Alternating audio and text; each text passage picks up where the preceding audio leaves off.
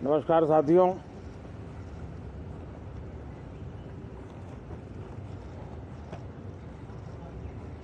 ठंड शायद विलंब से चल रही है और बहुत धीमी गति से ठंड आ रही है, लेकिन राजनीतिक गर्मी बड़ी तेजी से बढ़ रही है।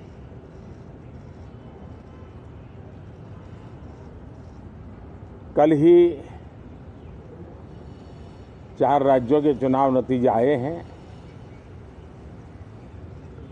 बहुत ही उत्साहवर्धक परिणाम है।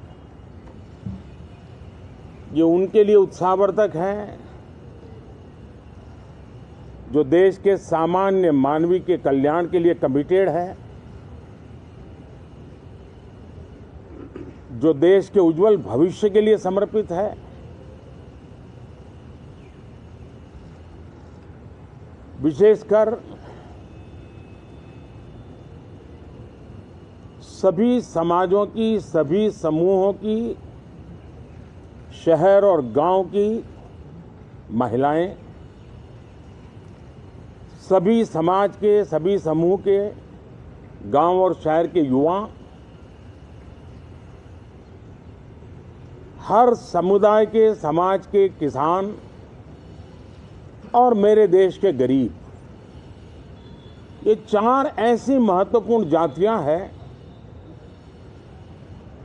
जिनका एम्पावरमेंट उनके भविष्य को सुनिश्चित करने वाली ठोस योजनाएं और लास्ट माइल डिलीवरी,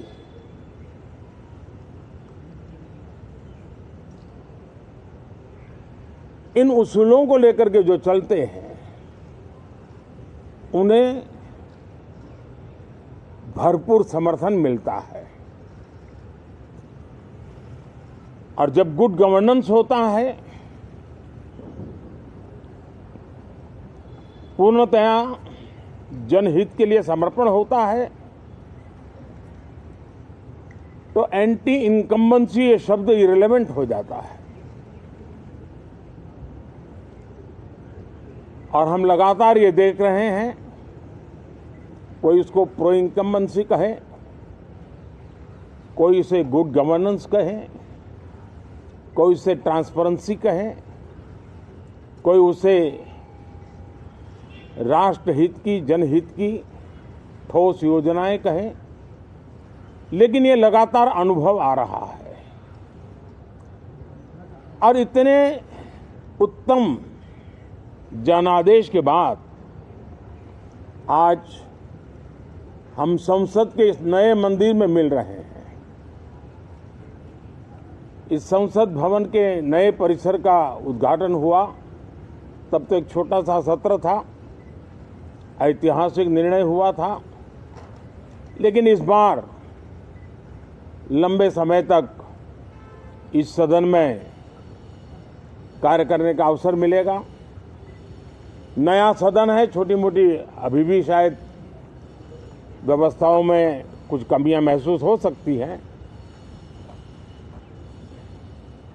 जब लगातार काम चलेगा, सांसदों और विजिटर्स को भी, मीडिया के लोगों को भी ध्यान में आएगा कि इसको जरा अगर ठीक कर लिया जाए तो अच्छा होगा। और मुझे विश्वास है कि आदरणीय उपराष्ट्रपति जी और आदरणीय स्पीकर महोदय के नेतृत्व में उन चीज़ों की तरफ पूरी तरह निगरानी है। और आपसे भी मैं कहूँगा, कोई चीज़ ऐसी छोटी मोटी आपके ध्यान में आए तो ज़रूर आप ध्यान आकर्षित करना, क्योंकि ये चीज़ें जब बनती हैं तो आवश्यकता के अनुसार बदलाव की भी ज़रूरत होती है। देश ने नकारात्मकता को नकारा है। मैं लगातार सत्र के प्रारंभ में विपक्ष के साथियों के साथ हमारा विचार विमर्श होता है, हमारी मेन टीम उनसे चर्चा करती है। मिलकर के भी सबके सहयोग के लिए हम हमेशा प्रार्थना करते हैं, आग्रह करते हैं। इस बार भी इस प्रकार की सारी प्रक्रियाएं कर ली गई हैं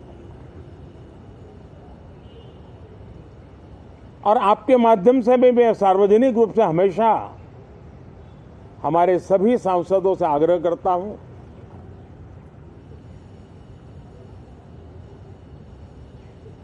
लोकतंत्र का ये मंदिर जन आकांक्षाओं के लिए,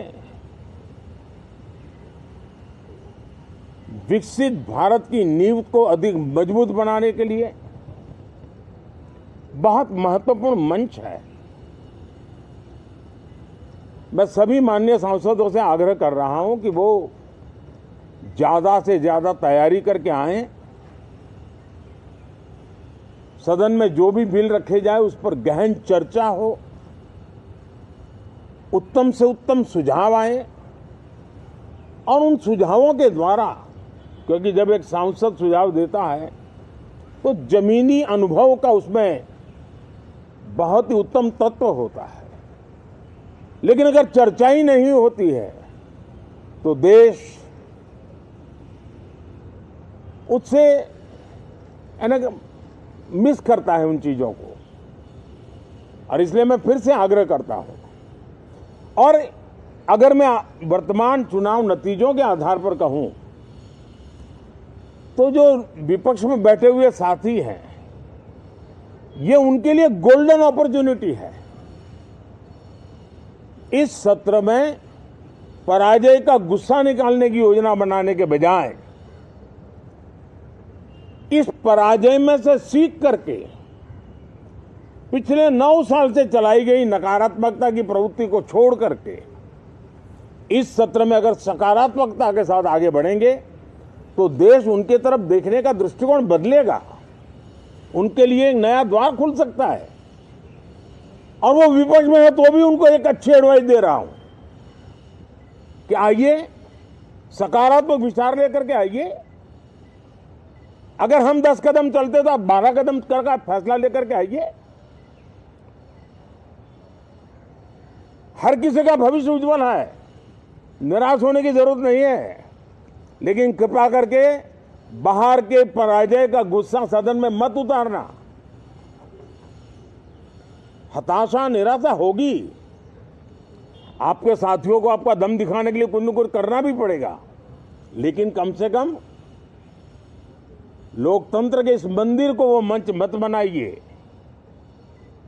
और अभी भी मैं कहता हूं, मैं मेरे लंबे अनुभव के आधार पर कहता हूं कि थोड़ा सा अपना रुख बदलिए, विरोध के विरोध का तरीका छोड़िए, देश हित में सकारात्मक चीजों का साथ दीजिए, अच्छी उसमें जो कमियां हो उसकी डिबेट कीजिए।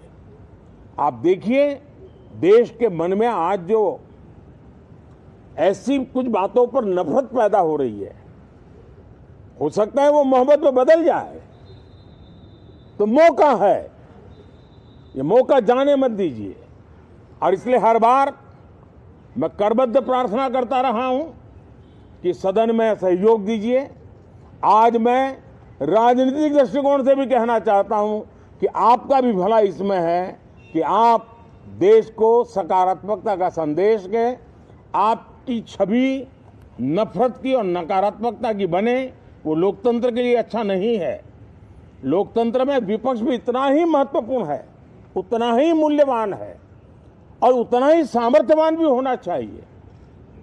और लोकतंत्र की भलाई के लिए मैं फिर से एक बार अपनी ये भावना को प्रकट करता हूं। 2047 अब देश विकसित होने के लक्ष्य में लंबा इंतजार करना नहीं चाहता। समाज के हर वर्ग में यह भाव पैदा हुआ है कि बस आगे बढ़ना है। इस भावना को हमारे सभी माननीय सांसद आदर करते हुए सदन को उस मजबूती से आगे बढ़ाएं, यही मेरी उनसे प्रार्थना है। आप सबको भी साथियों मेरी बहुत बहुत शुभकामनाएं हैं। बहुत बहुत धन्यवाद।